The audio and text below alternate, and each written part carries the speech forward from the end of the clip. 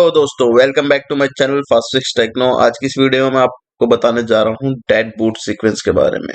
कौन सी dead boot sequence के बारे में बताऊंगा, कौन सी आईसी के PM7150 और PM7150L, जिसमें दो पावर आईसी लगी होती है, उसका बूट सीक्वेंस हमारे फोन में कैसे काम करता है वो चीज बताऊंगा आपको। ये दोनों आईसी हमारे पोको के फोन में देखने को मिलती है, पोको X2 के फोन में।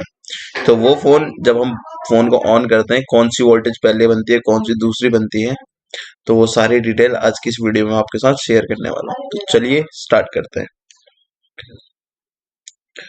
तो देखिए, दोनों आईसियां बना लेते हैं। एक चार्जिंग जैक ले लिया हमने, एक सीपीयू और एक ईएमएमसी ले ली, और बैटरी कनेक्टर। सबसे पहले जब भी हमारे पास अगर कोई डेड हैंडसेट आता है तो उसको चार्ज लगा के चेक करते हैं। बैटरी से चेक नहीं करा जाता, चार्ज लगा के वोल्टेज चेक करते हैं। तो सबसे पहली वोल्टेज जो बनती है हमारी, वो होती है हमारी वी बस इन। वी बस इन की वोल्टेज बनेगी जो कि हमारे चार्जिंग जैक से चार्जिंग आईसी तक जाती है।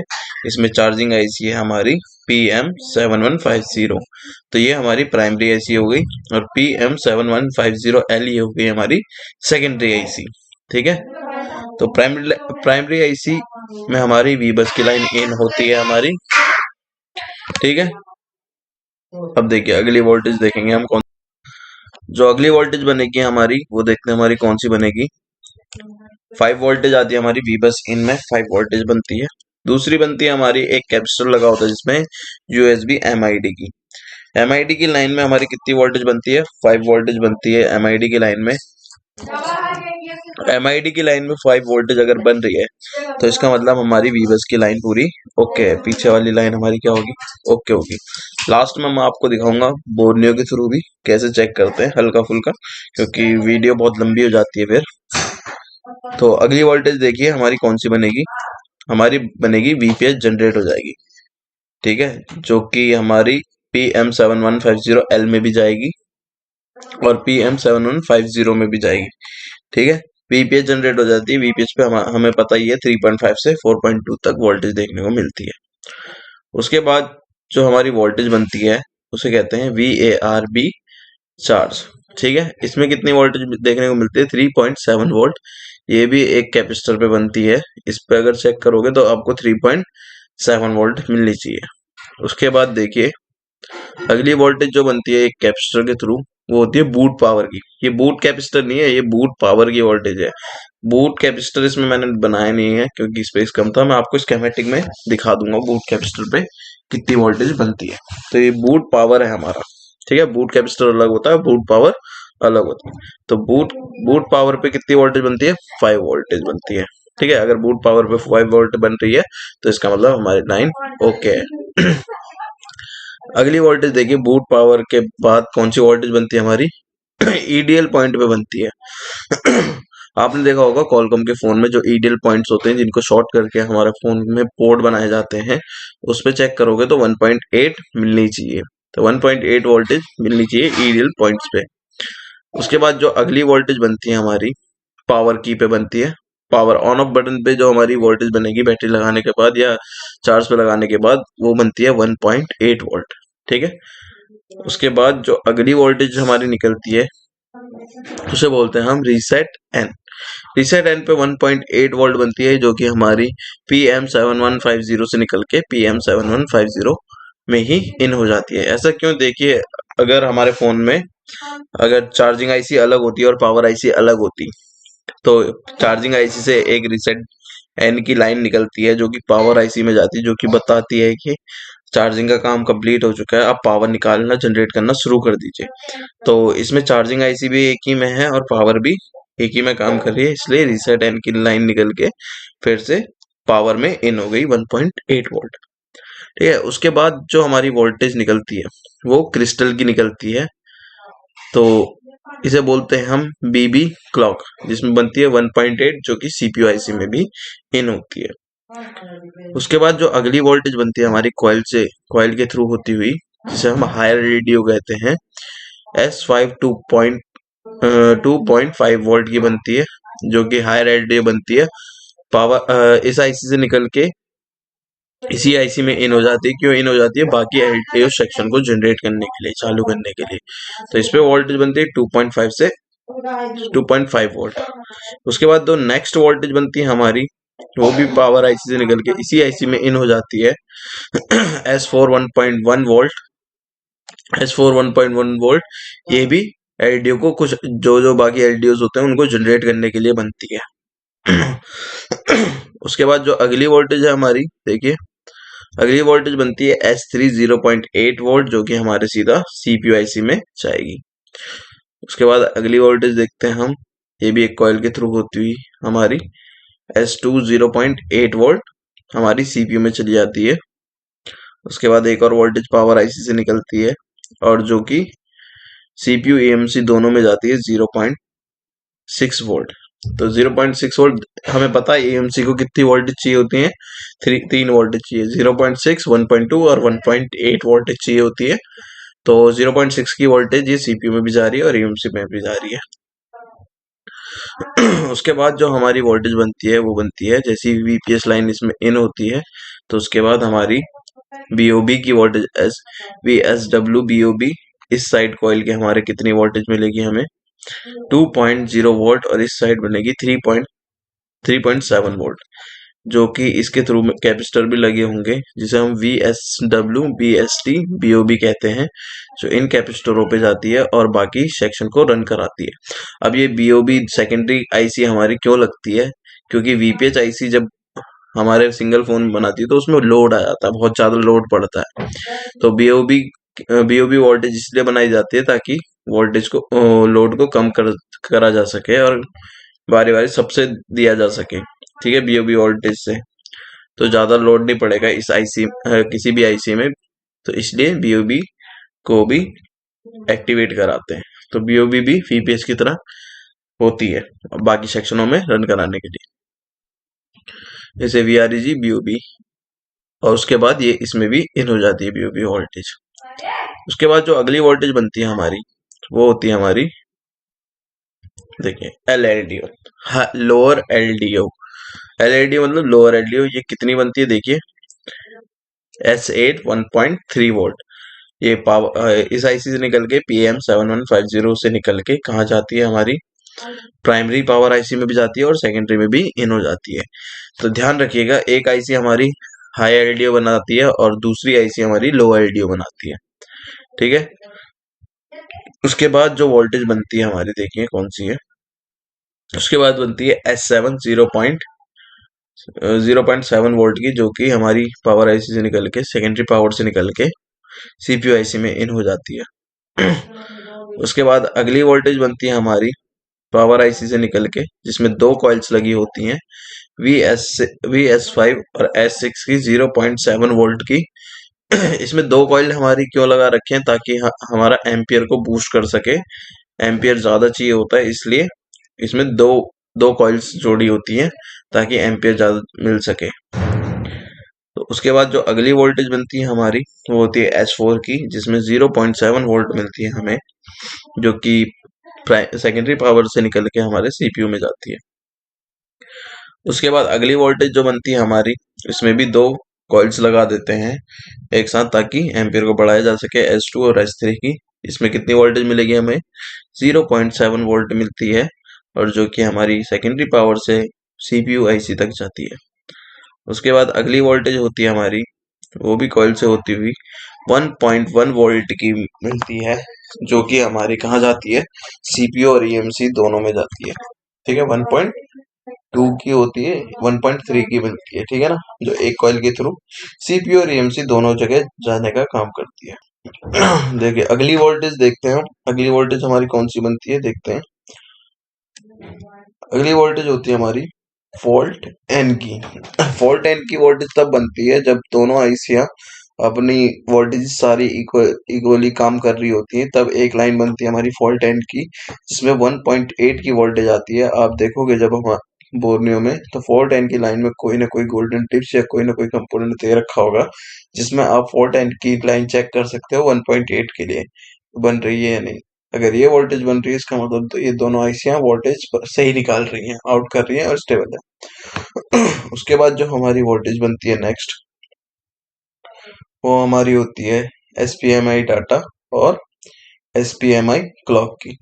ठीक है, डाटा और क्लॉक की लाइन बनेगी जो कि जिसमें वोल्टेज बनती है 1.8 के एसपीएमआई डाटा और एसपीएमआई क्लॉक। अब ये सिग्नल्स की लाइन होती है जो तीनों आईसीयू दोनों आईसीयू को कमांड देती है कि कन्वर्सेशन करती है कि अब डाटा इक्वल निकल रहा है।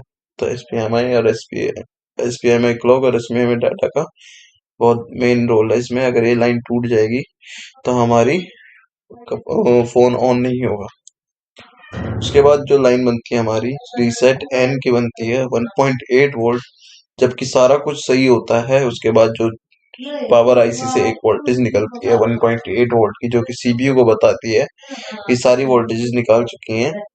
तो 1.8 की वोल्टेज बनती है उसमें। फिर सीपीयू भी एक वोल्टेज निकाल के देता है जिसे हम पीएस होल्ड कहते हैं 1.8 की। जैसी सीपीयू आईसी से पावर आईसी को पीएस होल्ड मिल जाता है तो उसके बाद जितनी भी कॉइल्स पे जो भी वोल्टेज मिलती है वो सारी स्टेबल हो जाती है। अगर पीएस होल्ड नहीं बनेगी तो पावर जितनी भी हमारी बक कॉइल्स या बक सप्लाईज होती हैं उन पे वोल्टेज क्या होगी, फ्लैक्चुएट करने लगती है, मतलब up and down up and down. तो ये एक पॉइंट होता है। अगर हमारा सीपीयू ओके होगा तो पीएस होल्ड बनेगी और कॉइल में जितनी भी वोल्टेज बनती हैं सारी स्टेबल हो जाएंगी। ठीक है। उसके बाद वीवैट से देख सकते हो। वीवैट मैंने लास्ट में इसीलिए बनाई है क्योंकि डेड फोन में वीवैट से चेक नहीं करा जाता। डेड फोन में चार्जिंग से चेक करा जाता है जिसमें वीबस इन होती है, वीबस इन से चेक करा जाता है। तो ये था आपका कॉन्सेप्ट। जितनी भी वोल्टेज बनती हैं ये सारी कॉन्सेप्ट था। चलिए मैं आपको बोर्नियो में दिखाता हूँ कौन कौन सी वोल्टेज बनती है। तो बोर्नियो खोल लेंगे, बोर्नियो स्कीमेटिक डायग्राम खोल लेते हैं। तो देखिए बोर्नियो स्कीमेटिक डायग्राम खोल लिया मैंने। अब इसमें मैं आपको दिखा देता हूँ सबसे पहले कि जो जो आईसी लिखी है मैंने वो है या नहीं। ठीक है। तो देखिए, तो ये है हमारी PM7150L। तो इसमें देखिए कितनी कॉइल्स लगी हैं, 1 2 3 4 5 6 7 8 9 10 11 कॉइल्स लगी हैं। ये दो बड़ी बड़ी कॉइल्स देख रहे हो क्या आप, ये ग्राफिक्स के लिए और लाइट के लिए होती है। तो इसमें ऑन कंडीशन में हमें ये कॉइल्स में कोई कुछ भी चेक नहीं करना है, मतलब डेड कंडीशन में ये चेक नहीं करना है। ये कब बनती है, जब हमारा फोन ऑन होगा तब बनती है, या फिर लाइट नहीं आ रही है, फोन वाइब्रेट हो रहा है, फोन ऑन है, तब उस कंडीशन में हमें ये दोनों कॉइल्स को चेक करना होता है। ठीक है। अब ये देखिए PM7150। तो इसमें कितनी कॉइल्स लगी हैं, 1 2 3 4 5 6 कॉइल्स इसमें लगी हैं, 6 कॉइल। और 2 कॉइल्स को हटा देते हैं डेड सॉल्यूशन के लिए। तो हमें 2 तो 4 तो 6 तो 8 एक 9 कॉइल्स का कॉन्फ़िगरेशन समझाना है। ठीक है। सबसे पहले जो हमारी वोल्टेज बनती है जो आईसी में, तो वो बनती है हमारी वी बस। ठीक है, वी बस इज बी इन। तो उसके लिए हमें क्या करना पड़ेगा, बिट में लेआउट खोलना पड़ेगा। लेआउट खोलने के बाद हमें मेन बोर्ड पे जाना पड़ेगा, मेन बोर्ड कनेक्टर पे। तो हमारा मेन बोर्ड कनेक्टर कौन सा है, तो ये वाला होना चाहिए मेन बोर्ड कनेक्टर। देखिए ये वाला नहीं, ये वाला नहीं होगा हमारा मेन बोर्ड कनेक्टर। देख लेते हैं हमारा कौन सा है कॉम नेम में। तो देखिए B2B कनेक्टर इस साइड वाला है। तो देखते हैं लेआउट में, तो ये वाला होगा हमारा B2B कनेक्टर। तो इसको हमें कॉपी कर लेना है। डबल क्लिक जैसे ही करोगे इसके ऊपर, जे मतलब क्या होता है, कनेक्टर। जे का यूनिट, जे का डिनोटिंग होता है कनेक्टर, कोई सा भी कनेक्टर हो। तो ये हमारा B2B कनेक्टर को हमने कॉपी कर लिया। डायग्राम पे जाएंगे, राइट क्लिक करेंगे और पेस्ट कर देंगे यहाँ पे, नेक्स्ट टू फाइंड कर देंगे। तो जूम कर दे थोड़ा। तो हमें कौन सी लाइन देखनी है यहाँ पे, हमें देखनी है वी बस की लाइन। ठीक है, देखिए आपको कहीं वी बस की, देखिए यहाँ पे है USB वी बस। तो इसमें 2 कंपोनेंट्स लगे हैं, इनको कॉपी करके आप पेस्ट कर सकते हो चेक करने के लिए। एक कंपोनेंट को दिखा देता हूँ मैं कैसे करते हैं। जैसे कि एक इस कंपोनेंट का है C6507। तो ये कैपेसिटर है, कैपेसिटर का डिनोटिंग लेटर होता है C। तो इसको कॉपी कर लेंगे हम।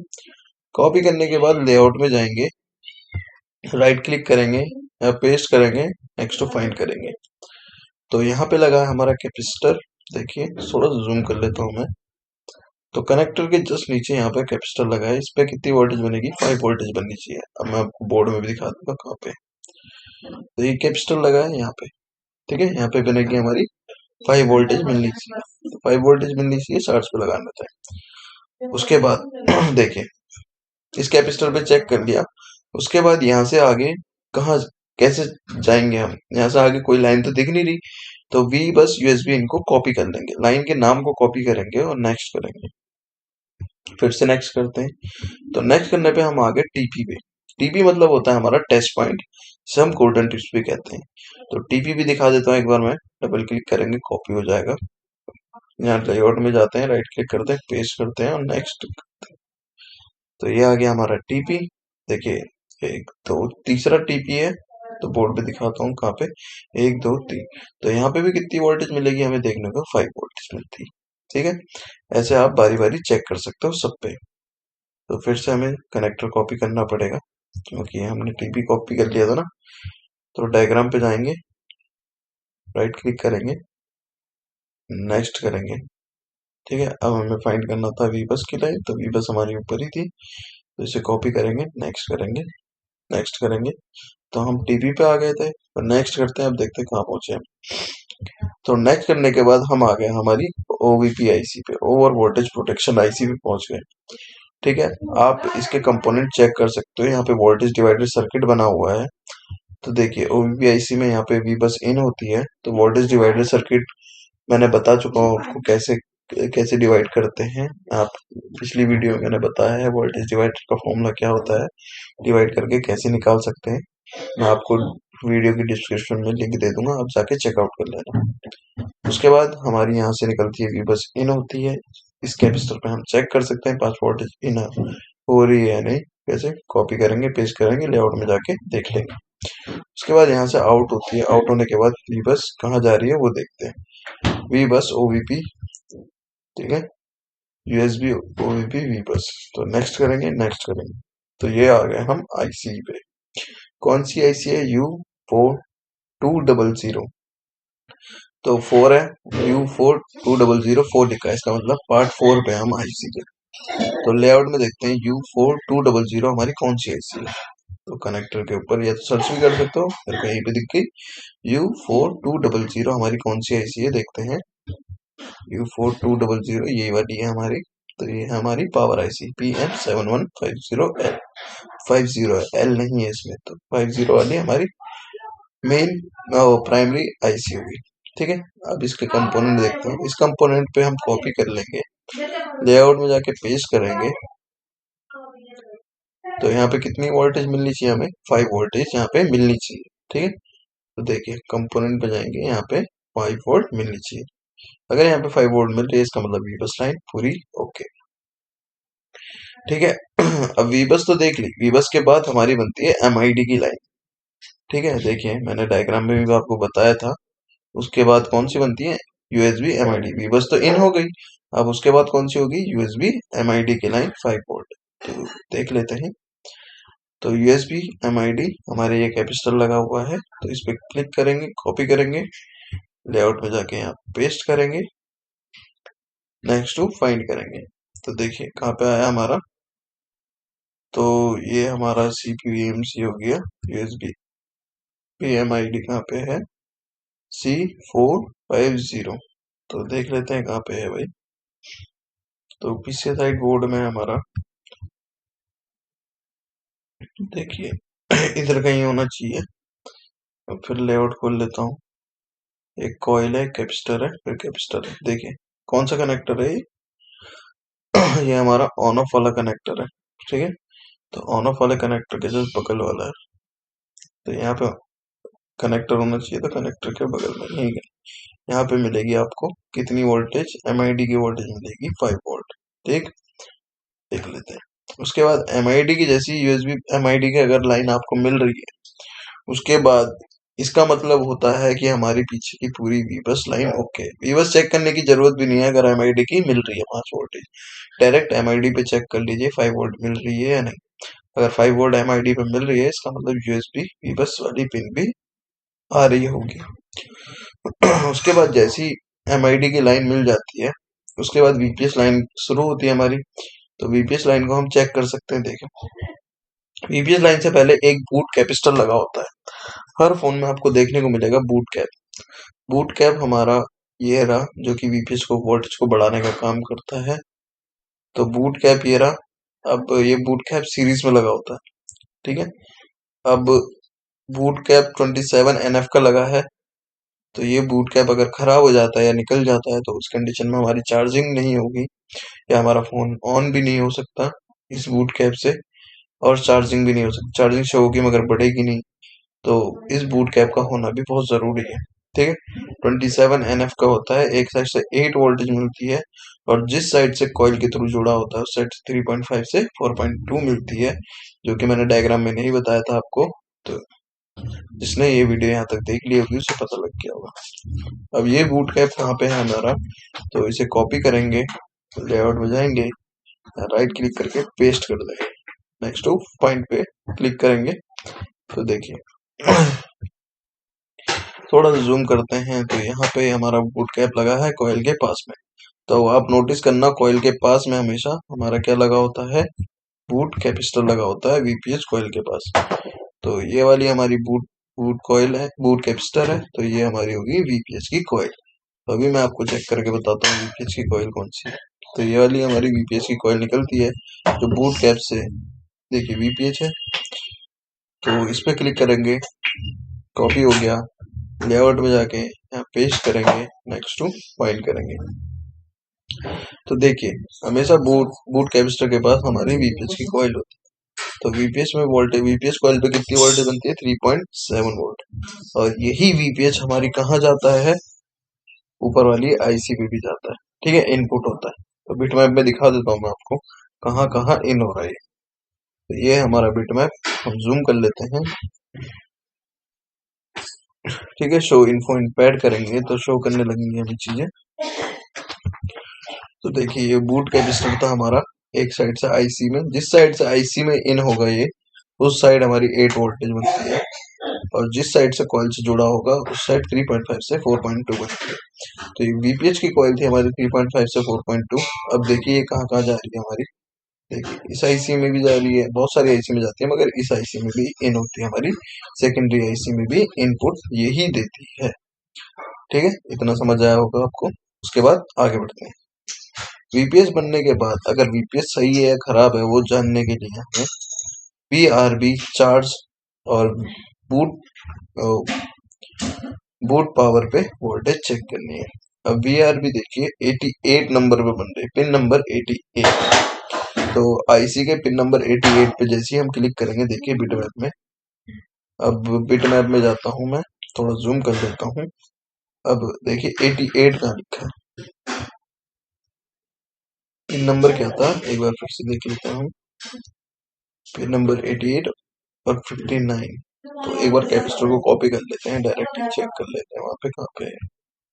कॉपी करेंगे कैपेसिटर को, यहाँ पेस्ट करेंगे, नेक्स्ट फाइंड करेंगे। तो यहाँ पे लगा है हमारा वो कैपेसिटर, देखिए पावर आईसी के जस्ट यहाँ पे लगा है कैपेसिटर। तो हम लेआउट में देख लेते हैं, बड़े कैपेसिटर के बाद है ये। तो पावर आईसी ये रही, ये कैपेसिटर हमारा बूट कैप था। एक और बार देख लेते हैं लेआउट में कहाँ पे, बूट कैप के नीचे एक और कैपेसिटर है, उसके बाद कैपेसिटर। ठीक है, देखते हैं, ये वाला कैपेसिटर है हमारा। ठीक है, तो इस वाले कैपेसिटर का पिन नंबर क्या है एक बार देख लेते हैं हम, 48 पिन नंबर है।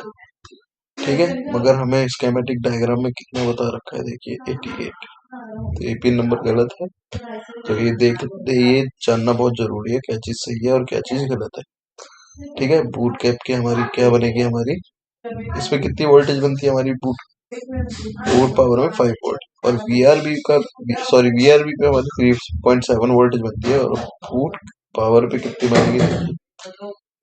डबल क्लिक करा, कॉपी हो गया, लेआउट में जाएंगे, राइट क्लिक करेंगे और पेस्ट कर देंगे, नेक्स्ट फाइंड करेंगे।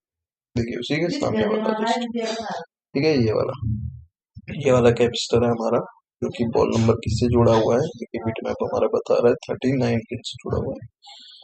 ठीक है, तो उसके बाद हमारी कौन सी वोल्टेज बनती है, देख बूट कैप के बाद ईडीएल पॉइंट पे भी चेक कर सकते हो आप, ईडीएल पॉइंट सर्च करके देख लेना, पावर की पे भी देख सकते हो और रीसेट एंड पे भी देख लेना। उसके बाद जो हमारी हायर एलडीओ बनती है S5 2.5 वोल्ट, तो ये वाली वोल्टेज दिखा देता हूँ मैं S5 की।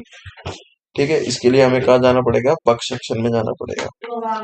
तो तो इस आईसी को हम कॉपी कर लेंगे, यहाँ जाके राइट क्लिक करके पेस्ट कर देंगे, नेक्स्ट करेंगे। ठीक है, तो हमें जाना है बग सेक्शन में। कंट्रोल सेक्शन आ गया, जीपीयू सेक्शन नहीं, तो ये आ गया हमारा बग सेक्शन। बग सेक्शन कैसे पहचानते हैं? एक साइड इनपुट होता है कैपेसिटर के थ्रू और दूसरी साइड कॉइल के थ्रू आउटपुट होते हैं। तो कौन सी वोल्टेज चेक करनी है हमें? हायर एलडीओ वाली। देखिए, सबसे पहले जो हमारी कॉइल के थ्रू आउट होती है वो होती है S5 की वोल्टेज, जिसमें बनती है 2.0 वोल्ट। ठीक है, तो ये है हमारी हायर एलडीओ की कॉइल। तो इसको कॉपी कर लेंगे। कॉपी करने के बाद लेआउट में जाके यहाँ पेस्ट कर देते हैं, देखते हैं कौन सी कॉइल है हमारी ये। तो यहाँ पेस्ट करेंगे तो देखिए ऊपर वाली कॉइल है। ठीक है, तो बिटमैप पे देखते हैं हायर एलडीओ क्या होता है, इन होता है। ठीक है, वापस से पावर आईसी में तो देखते हैं, तो ये है हमारी ये वाली कॉइल है हायर एलडीओ की। देखिए पावर आईसी से निकली और कहाँ गई है? पावर आईसी में ही इन हो गई है। देखिए, और कहीं नहीं गई है। ठीक है, देखिए और कहीं नहीं जाएगी, कंपोनेंट लगे हैं उधर। ठीक है, और कहीं नहीं गई है। तो हायर एलडीओ पावर आईसी से निकल के पावर आईसी में इन हो जाती है। यहाँ पे आपको मिलनी चाहिए 2.0 वोल्ट। ठीक है, अगली वोल्टेज देखते हैं हमारी कौन सी बनती है हायर एलडीओ के बाद। हायर एलडीओ के बाद जो बनती है S4 1.1 वोल्ट, ये भी पावर आईसी निकल के पावर आईसी में इन होती है, बाकी एलडीओ सेक्शन को एक्टिवेट करने के लिए। ठीक है, S4 की वोल्टेज देखते हैं और बिटमैप स्कीमेटिक में डायग्राम में आए तो देखते हैं S4। तो ये S4 की हमारी ये वाली कॉइल लगी है 1.1 वोल्ट। ठीक है, तो इसके कॉइल को कॉपी करेंगे, लेआउट में जाना है हमें, यहाँ पे राइट क्लिक करना है और नेक्स्ट कर देना है। ठीक, तो यहाँ पे उसी के जस्ट बगल में हमारी एक और कॉइल लगी है, तो उस पे देखते हैं हमारी। तो ये वाली कॉइल है, तो ये देखिए पावर आईसी से निकला, हमारा आउटपुट निकला पावर आईसी से, और कहाँ कहाँ जा रहा है देख लेते हैं। देखिए पावर आईसी में इन हो गया ना फिर से, तो पावर आईसी से निकल के पावर आईसी में ही इन हो जाता है, 1.1 की वोल्टेज बनाता है। किस लिए? बाकी एलडीओ सेक्शन को ऑन करने के लिए। ठीक है, अब उसके बाद अगली वोल्टेज देखिए कौन सी बनती है। उसके बाद बनती है S3 की वोल्टेज 0.8, जो कि हमारी प्राइमरी पावर से लेके सीपीयू तक जाती है। तो S3 की वोल्टेज देख लेते हैं। अब हम डायग्राम पे जाएंगे, S3 ये वाली वोल्टेज है हमारी, तो 0.8 वोल्ट बनती है इसमें। तो ये कॉइल लगी है S3 की, इसे कॉपी कर लेंगे, लेआउट में जाएंगे, राइट क्लिक करेंगे, यहाँ से पेस्ट करेंगे, नेक्स्ट टू फाइंड करेंगे। तो इस साइड लगी है हमारी कॉइल S3 की। तो बिटमैप में देख लेते हैं ये कहाँ जा रही है। तो ये वाली कॉइल है हमारी, तो इस तरफ क्लिक करते हैं, तो ये हमारी पावर से निकल रही है, प्राइमरी पावर से, और कहाँ जाएगी? हमारी सीपीयू के लिए। तो देखिए देखिए सीपीयू के लिए जा रही है ना, तो इस पे 0.8 वोल्टेज मिलना इम्पोर्टेंट है। तो S3 के बाद हमारी कौन सी बनती है? हमारी S2 बनती है। एक सेकेंड, S2 बनती है हमारी, कितनी वोल्टेज होती है S2 में? 0.8 वोल्ट। तो S2 देख लेते हैं हम, तो डायग्राम पे जाएंगे हम, तो S2 की कॉइल ये रही हमारी, तो इस पे डबल क्लिक करेंगे, 0.8 वोल्टेज मिलनी चाहिए इस पे। लेआउट पे जाएंगे, पेस्ट करेंगे, नेक्स्ट फाइंड करेंगे, तो उसी के जस्ट बगल वाली है, तो ये वाली कॉइल होगी हमारी। तो यहाँ पे देखिए ये हमारी कॉइल निकली है, तो S2 की ये कहाँ जाएगी? सीधा सीपीयू आईसी के लिए, 0.8 वोल्ट S2। तो यहाँ पे चेक कर लेना हमें 0.8 वोल्टेज मिल रही है या नहीं मिल रही। ठीक है, S2 के बाद हमारी जो वोल्टेज बनती है वो कौन सी होती है? S2 के बाद S1 वोल्टेज 0.6 वोल्ट। ठीक है, 0.6 वोल्ट देख लेते हैं हम S2 के बाद। S1 बनेगी 0.6 वोल्ट, तो ये थी उसकी कॉइल। तो इसको कॉपी करेंगे, लेआउट में जाके यहाँ पेस्ट करेंगे, नेक्स्ट टू फाइंड करेंगे, तो उसके बगल वाली है हमारी S1 की कॉइल। तो ये निकलेगी हमारी प्राइमरी पावर से और जाएगी हमारी EMMC और सीपीयू में 0.6 वोल्ट। तो देखिए सीपीयू में भी जा रही है हमारा सीपीयू और EMC में भी जा रही है, तो इसमें हमें 0.6 वोल्ट देखने को मिलती है। उसके बाद जो अगली वोल्टेज मिलती है हमारी, इसके बाद जो अगली वोल्टेज बनेगी हमारी, वो बनती है BOB की। ठीक है, तो BOB की वोल्टेज बनेगी हमारी, तो हम देखते हैं सेकेंडरी पावर में देखेंगे सीधा BOB की वोल्टेज। तो स्कीमेटिक में जाएंगे हम, अब प्राइमरी तो कंप्लीट हो गई हमारी पावर, अब सेकेंडरी पावर को कॉपी करेंगे, यहाँ जाके हम पेस्ट करेंगे। पेस्ट करने के बाद नेक्स्ट फाइंड करेंगे हम, तो वीपीएच इन होगी, उसके बाद बीओबी वोल्टेज हमारी निकलती है और बीओबी इन हो जाती है। ठीक है, तो बीओबी वोल्टेज देखते हैं हमारी कहाँ पे है। तो ये है हमारी बीओबी की कॉइल जो बीओबी वोल्टेज निकालती है और यहाँ से इन हो जाती है। फिर उसके बाद वीआरईजी बीओबी बनती है, तो इसको कॉपी करते हैं हम। L4700 ये सेकेंडरी पावर है हमारी। कॉइल को कॉपी करा, यहाँ पेस्ट करा, देखेंगे कौन सी कॉइल थी हमारी। तो देखिए ये वाली कॉइल है, ऊपर इस साइड वाली कॉइल है हमारी। ठीक है, तो सेकेंडरी पावर वाली कॉइल है हमारी, सेकेंडरी पावर में से निकल रही है। बिट मैप में देखते हैं अब, तो ये वाली कॉइल थी हमारी, थोड़ा जूम कर लेते हैं इसे। कौन सी कॉइल? ये वाली।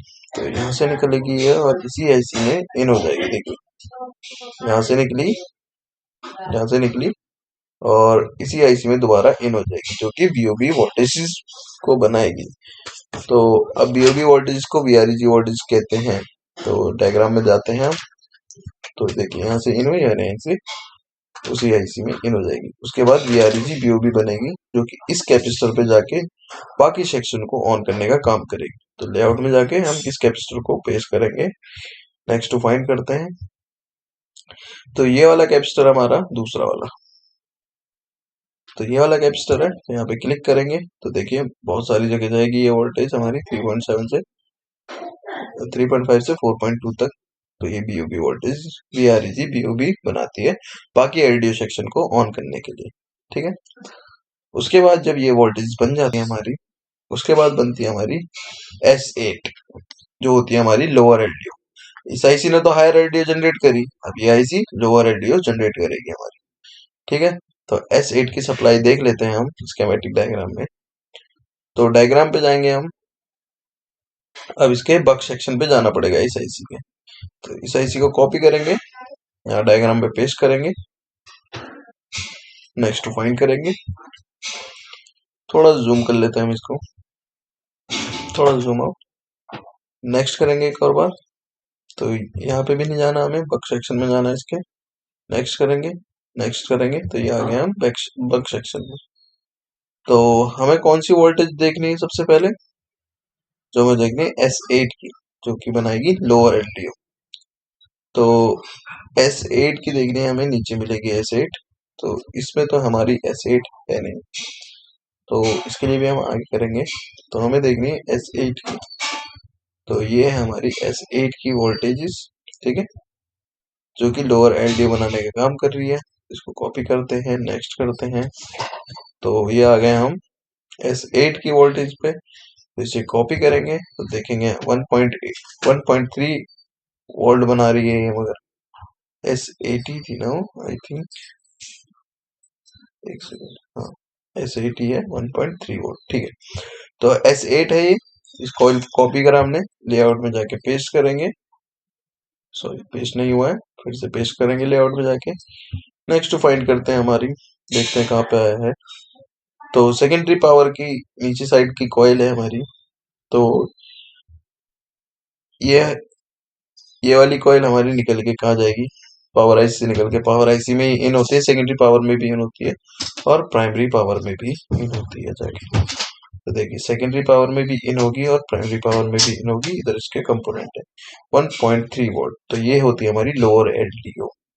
तो ये कॉइल हमारी लोअर एलडीओ प्रोड्यूस करती है, बाकी लोअर सेक्शन को एलडीओ सेक्शन को रन कराने के लिए। उसके बाद हमारी S7 वोल्टेज बनती है, जो कि हमारी सेकेंडरी पावर से निकल के सीपीयू आईसी में जाती है। तो ये वोल्टेज हम देख लेते हैं S7 की। तो स्कीमेटिक खोलेंगे हम, तो इसमें देखेंगे हम हमारी S7 की वोल्टेज। तो ये रही S7 की वोल्टेज, ये लगी हमारी कॉइल। तो 0.7 वोल्टेज बनती है इसमें। तो लेआउट में जाके हम ये कॉइल को कॉपी करके पेस्ट कर देंगे, देखेंगे कहाँ पे है। तो देखिए यहाँ पे आई हमारी कॉइल, दूसरे नंबर पे है। तो बिटमैप पे जाके हम ये कॉइल को देखेंगे, तो ये वाली कॉइल है, यहाँ से निकलेगी 0.7 की वोल्टेज और कहाँ जाएगी? डायरेक्ट सीपीयू आईसी में। देखिए सीपीयू आईसी में जा रही है, इधर उसके कंपोनेंट लगे, तो इन कंपोनेंट पे भी चेक कर सकते हो 0.7 मिल रही है या नहीं। अब चेक करेंगे चार्ज पे लगाने के बाद। ठीक है, उसके बाद हमारी कौन सी वोल्टेज बनती है, S5 और S6 वोल्ट बनती है, जो कि 0.7 वोल्टेज होती है। हमारी दो कॉइल जुड़ी होती है जिनमें, और ये वोल्टेज हमारी 0.7 बनाती है, जो कि CPIC में जाती है। S5 और S6 को अब हम एक बार स्कीमेटिक डायग्राम में देख लेंगे। तो देखिए, ये हमारी S5 और S6 एक ही साथ मिलती हैं, जो कि हमारे एम्पियर को हाई कर देती है 0.7 वोल्ट। तो इस कॉइल को हमें कॉपी करना है, लेआउट में जाके पेस्ट करेंगे और बिटमैप के हम रास्ता देखेंगे कौन कौन से कंपोनेंट के थ्रू वो जा रही है। तो ये वाली कॉइल है हमारी, तो बिटमैप में जाएंगे तो ये वाली कॉइल थी हमारी, तो यहाँ पे क्लिक करा मैंने, इस साइड क्लिक करूंगा तो देखिए दो कॉइलों के थ्रू जुड़ी हुई है। ठीक है, जो कि हमारे CPIC में जा रही है 0.7 वोल्ट। अब इस साइड क्लिक करूंगा और इस साइड क्लिक करूंगा तो ये दोनों कॉइल आपस में अटैच है, देखिए, और इनके कंपोनेंट यहाँ पे लगे हुए हैं। तो ये इनमें बननी चाहिए 0.7। ठीक है, उसके बाद जो अगली वोल्टेज बनती है हमारी, वो बनती है S4 की 0.75 वोल्ट। तो S4 की सप्लाई देख लेते हैं हम, बिटमैप में जाएंगे, डायग्राम पे जाएंगे, तो S4 की सप्लाई देखने के लिए हमें फिर से कॉपी करना पड़ेगा। देखिए S4 की सप्लाई उसके ऊपर ही जस्ट, तो इसमें बनती है 0.7 वोल्ट। तो इसे कॉपी करेंगे, लेआउट में यहाँ पे जाके पेस्ट करेंगे, नेक्स्ट फाइंड करेंगे, तो उसी के जस्ट नीचे वाली हमारी है S4 की कॉइल। तो ये कॉइल देखिए कहाँ से कहाँ जाती है, यहाँ पे क्लिक करा, उसके बाद यहाँ पे देखिए CPU के लिए जा रही है 0 पॉइंट कितनी वोल्टेज बनती है इसमें 0.7 वोल्ट। S4 के बाद जो हमारी वोल्टेज अगली वोल्टेज मिलेगी हमें, वो मिलेगी S2 और S3 0.7 वोल्ट। ये भी हमारी सेकेंडरी पावर से निकल के CPIC के लिए जाती है। तो उसके बाद ये वाली कॉइल्स को देख लेते हैं हम, कौन कौन सी कॉइल्स थी हमारी, S3 और S2। तो S3 S2 ये रही हमारी, देखिए एक ही में जाके मिली है, 0.7 वोल्टेज बना रही है। तो इसको भी देख लेते हैं एक बार, कॉपी कर लेंगे हम इसको, लेआउट में जाएंगे, यहाँ पेस्ट करेंगे, नेक्स्ट टू फाइंड करेंगे।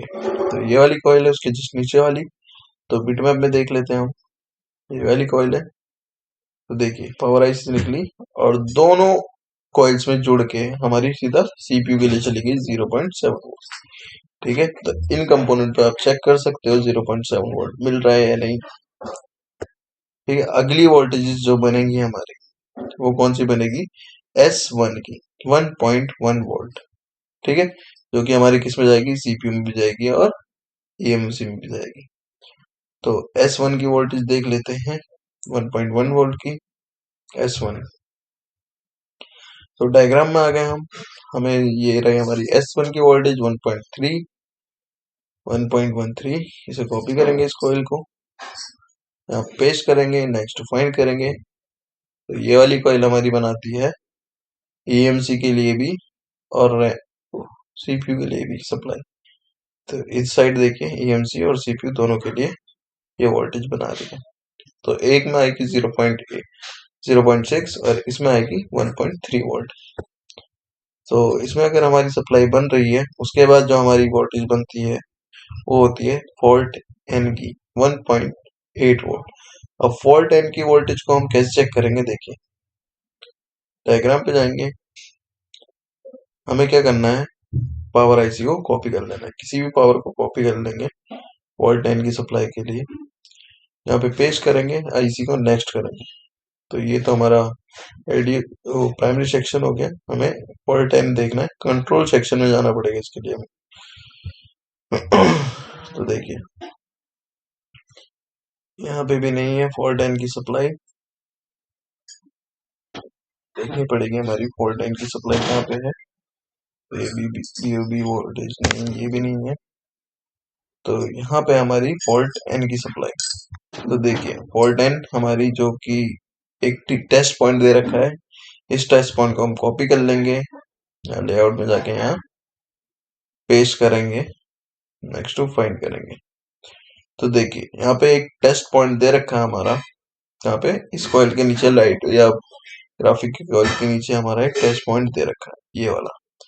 तो इस पे जैसे ही मैं क्लिक करूंगा तो देखिए ये दोनों आईसी पे जा रही है, तो दोनों आईसी को कनेक्ट करती है ये 1.8 की वोल्टेज बनाएगी फॉल्ट 10 की हमारी ये सप्लाई। अगर इस पे वोल्टेज आ रही है तो हमारा दोनों आईसी की वोल्टेज प्रॉपर बन रही है। फॉल्ट 10 के बाद हमारी एसपीएमआई डाटा और एसपीएमआई क्लॉक बनती है। तो एसपीएमआई डाटा और एसपीएमआई क्लॉक को हम देख सकते हैं। तो उसके बाद रीडिंग चेक करने के बाद, इनका वोल्टेज चेक करने के बाद हमारी रीसेट एंड 1.8 वोल्टेज बनती है हमारी, जो कि हमारी प्राइमरी आईसी से बनेगी। तो लेआउट में जाके हम प्राइमरी आईसी को कॉपी करेंगे और डायग्राम में जाके यहाँ पेस्ट करेंगे। तो यहाँ राइट क्लिक करेंगे, पेस्ट करेंगे, नेक्स्ट फाइंड करेंगे। तो यहाँ आगे हम कंट्रोल सेक्शन में, तो ये रहा हमारा पी ऑन रीसेट एन, जो कि हमारा यहाँ से निकल के इसे कॉपी करेंगे, नेक्स्ट करेंगे, जो कि हमारा कहाँ जाता है, सीधा सीपीयू के लिए जाता है। ठीक है, तो ये हमारा सीपीयू है। तो एक रजिस्टर लगा हुआ है, इस पे कॉपी करके देख सकते हैं।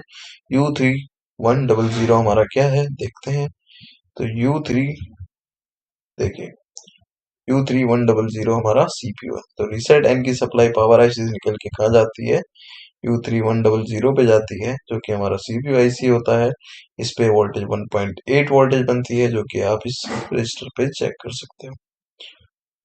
तो नेक्स्ट करते हैं हम, तो जो लास्ट वोल्टेज बनती है हमारी वो देखते हैं। जो फाइनल वोल्टेज बनती है हमारी, पीएस होल्ड होता है, जो कि सीपीआईसी कमांड देता है 1.8 की, जो कि सारी वोल्टेज को स्टेबल करने का ऑर्डर होता है 1.8 वोल्टेज। तो इस पीएस होल्ड को भी हम कंट्रोल सेक्शन में ही ढूंढेंगे। तो उसी के जस्ट नीचे हमारा पीएस होल्ड है, जो कि हमारा यहाँ पे है। देखिए, जैसे ही मैं इस पे क्लिक करूंगा, नेक्स्ट करूंगा, नेक्स्ट करता हूँ, तो हाँ हमारे पास एक टेस्ट पॉइंट भी दे रखा है, टीपी पॉइंट। तो कौन सा है, 1 2 3, 1 2 3। तो ये वाला हमारा टेस्ट पॉइंट होगा, तो इसे कॉपी कर लेंगे, लेआउट में जाके यहाँ पेस्ट कर देते हैं, नेक्स्ट टू फाइंड करेंगे। हमारा टेस्ट पॉइंट दिखा गया, हमें थोड़ा जूम करेंगे, तो हमारा टेस्ट पॉइंट यहाँ पे है।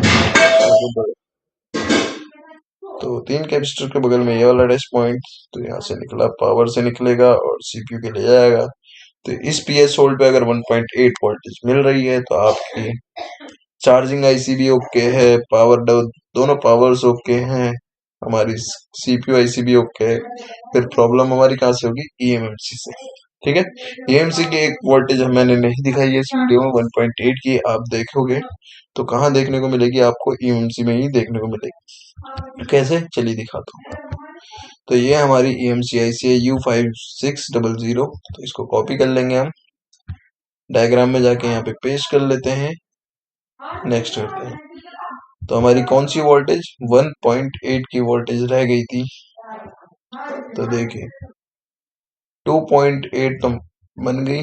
तो ये वाली 1.8 की वोल्टेज और 0.6 की वोल्टेज, तीन वोल्टेज हमारी ईएमसी आईसी में देखने को मिलती है। 1.8, ठीक है, और 0.8, 0.6 और 1.8। तो 1.8 की वोल्टेज को आप जैसे ही कॉपी करोगे इस कैपेसिटर को, लेआउट में जाके यहाँ पेस्ट करोगे, नेक्स्ट टू फाइंड करोगे, तो ये कंपोनेंट आपको यहाँ देखने को मिलेगा। ठीक है, 1 2 दूसरे नंबर पे है इस साइड से, ये वाला कैपेसिटर है। तो इस पे जैसे ही मैं क्लिक करता हूँ, तो देखिए सीपीयू से निकल के हमारी, ओ सॉरी, प्राइमरी आईसी से निकल के हमारी कहाँ जा रही है, एएमसी। तो यहाँ पे अगर 1.8 मिल रही है इस आईसी पे, तो हमारी एएमसी की सारी वोल्टेज ओके है। ठीक है, और रैम की हमारी 2 वोल्टेज बनती हैं, जो कि मैंने इसमें नहीं बताया है। तो इसमें बता देता हूँ मैं, रैम की वोल्टेज 2 कौन सी है। तो देखिए, रैम की होती है एक 2.8 वोल्ट और एक होती है 1 पॉइंट। देखिए रैम की कितनी होती है, एएमसी की 3 होती है। तो एएमसी की ये रही 1.8, 0.6, 1.3, 0.6, 1.8 और 1.3 होती है हमारी रैम की, वो ईएमसी की। और ईएमसी रैम की होती है 2 वोल्टेज, 1.8 और 2.8। तो ये याद रखिएगा, रैम की हमारी 2 वोल्टेज बनती है और ईएमसी की 3 वोल्टेज बनती है। तो आज के लिए इतना ही, मिलते हैं नेक्स्ट वीडियो में। आई होप आपको वीडियो अच्छी लगी होगी। वीडियो अच्छी लगी है तो चैनल को सब्सक्राइब करिए, वीडियो को लाइक करिए और वीडियो को ज़्यादा से ज़्यादा शेयर करिए। कमेंट करके बताइए कैसी लगी आपको वीडियो, अगली वीडियो किसके ऊपर चाहिए। तो तब तक के लिए ध्यान रखिए, मिलते हैं नेक्स्ट वीडियो में। Bye bye.